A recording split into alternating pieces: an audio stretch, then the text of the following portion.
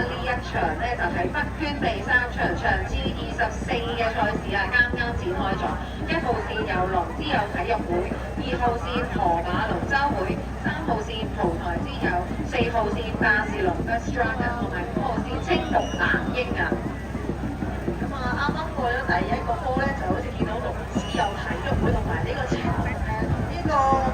5線嘅青木藍鷹咧，大家咧都真係都勢不定定喎。而家咧差唔多去到中段嘅時候咧，接近第2個頭波咧，就見到牛尾1線彈出嚟，已經開始聽到有吹鼓